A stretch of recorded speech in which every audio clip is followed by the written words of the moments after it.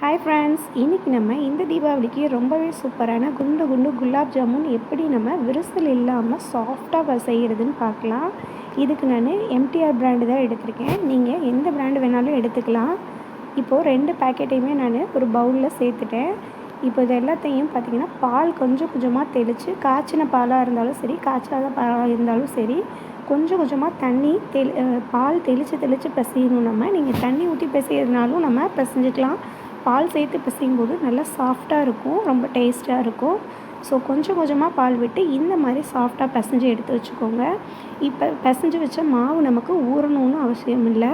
இப்போ நம்ம உடனே மாவுகளை கொஞ்சம் கொஞ்சம் இந்த மாதிரி உங்களுக்கு தேவையான அளவு உருண்டைகளாக பார்த்து உருட்டிக்கங்க. இப்போ பாருங்கள், எந்த அளவுக்கு நம்ம உருண்டை உருட்டும் போது கொஞ்சம் கூட விரிசலே இல்லை. நல்லா நமக்கு வலுவலுன்னு உருட்ட வரும். ஸோ லைட்டாக கையில் நம்ம நெய்யோ இல்லை ஆயிலோ அப்படி லைட்டாக தடவிட்டு உருட்டிட்டோம் அப்படின்னா கொஞ்சம் கூட விரிசல் இல்லாமல் சூப்பரான உருண்டையாக நம்ம எல்லாத்தையுமே இந்த மாதிரியே உருட்டி எடுத்து வச்சிடலாம். இப்போ நம்ம ஆயில் ஹீட் பண்ணிக்கலாம். ஆயில் பார்த்திங்கன்னா நல்லா ஹீட் ஆனோன்னா சிம் பண்ணி வச்சிடணும். ரொம்ப ஹையிலே வச்சு நம்ம இந்த உருண்டைகளை பொரித்து எடுக்கும்போது நமக்கு ரொம்ப கருகின மாதிரி ஆயிரும், உள்ளே நமக்கு மாவு வெந்திருக்காது. ஸோ நல்லா ஹீட் பண்ணிவிட்டு சிம் பண்ணியே நம்ம உருண்டைகளை பொரித்து எடுக்கணும். இப்போ நீங்கள் ஊற்றியிருக்க ஆயிலுக்கு அளவாக பார்த்து உருண்டைகள் சேர்த்து கொஞ்சம் கொஞ்சமாக பொரித்து எடுத்துக்கோங்க. நான் எண்ணெய் நிறைய இருந்ததுன்னு சொல்லி கொஞ்சம் எண்ணெயை எடுத்துட்டேன். ஸோ இந்த மாதிரி நம்ம கொஞ்சம் கொஞ்சமாக போட்டு உருண்டைகளை பொரித்து எடுத்துக்கலாம். கோல்டன் ப்ரௌனாக வர வரைக்கும் நல்லா பொரித்து எடுத்துக்கோங்க. இப்போ பாருங்கள், நமக்கு இந்த உருண்டையில் எந்த வித விரிசலுமே இல்லை, நல்லா சூப்பராக வந்திருக்கு பாருங்கள். கோல்டன் ப்ரௌனில் இந்த மாதிரி இருக்கும்போது எடுத்தால் தான் நம்ம ஜீராவில் போடும்போது ரொம்பவே சூப்பராக இருக்கும், பார்க்கும்போதும் சாப்பிட்றதுக்கும் நல்ல டேஸ்ட்டாக இருக்கும். இப்போ இதே மாதிரியே நம்ம எல்லா உருண்டைகளையுமே பொரித்து எடுத்து வச்சாச்சு. இப்போ நம்ம பாகு காய்ச்சிக்கலாம். இப்போ நம்ம 2 பேக்கெட் அளவுக்கு எடுத்துருக்குறோம். இதுக்கு நான் 2 டம்ளரில் பெரிய டம்ளர், அதாவது அரை கிலோவுக்கு அதிகமாக கொஞ்சம் ஜீனி சேர்த்துருக்கேன். கொஞ்சமாக இதில் உப்பு சேர்த்துக்கலாம். ஏலக்காய் தட்டி எடுத்து வச்சுருக்கேன், அதையும் சேர்த்துக்கலாம். இப்போது இந்த சர்க்கரை பார்த்திங்கன்னா நமக்கு நல்லாவே இனிப்பாகவே இருந்தது.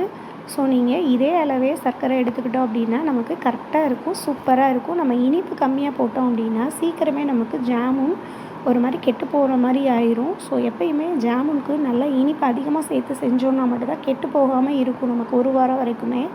இந்த மாதிரி பாகுபதம்லாம் இதுக்கு நமக்கு எதுவுமே இல்லை. லைட்டாக நமக்கு அந்த சர்க்கரை கரைஞ்சி பிசு பிசுன்னு வரணும்.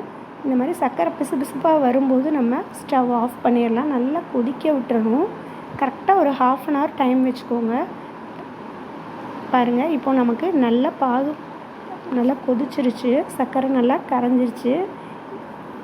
இதுக்கு நம்ம பாகுபதம் எதுவுமே நம்ம பார்க்க வேண்டியதில்லை. நமக்கு சர்க்கரை நல்லா பிசு பிசுன்னு வந்தோடனே நம்ம ஆஃப் பண்ணிடலாம். இப்போ சூப்பராக ரெடி ஆயிடுச்சு. இப்போ நான் அதில் ஃபுட் கலர் சேர்த்துருக்கேன். உங்களுக்கு ஃபுட் கலர் சேர்க்க விருப்பம் இல்லை அப்படின்னா நீங்கள் அதை சேர்க்க வேண்டாம்.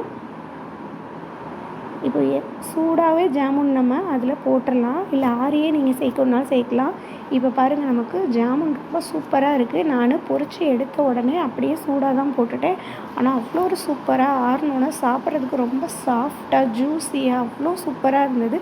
ஸோ நீங்களும் மிஸ் பண்ணிடாமல் இதே மாதிரி செஞ்சு பாருங்கள். இந்த தீபாவளிக்கு ரொம்பவே சூப்பராக இருக்கும்.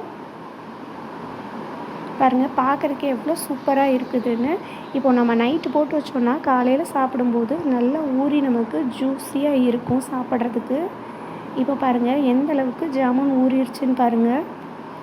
இவ்வளோ சூப்பராக இருக்குது. கொஞ்சம் கூட விரிசலே இல்லை, வெடிப்பே இல்லாமல் ரொம்ப சூப்பராக இருக்குது. ட்ரை பண்ணி பார்த்துட்டு எப்படி இருக்குன்னு சொல்லுங்கள். Bye friends.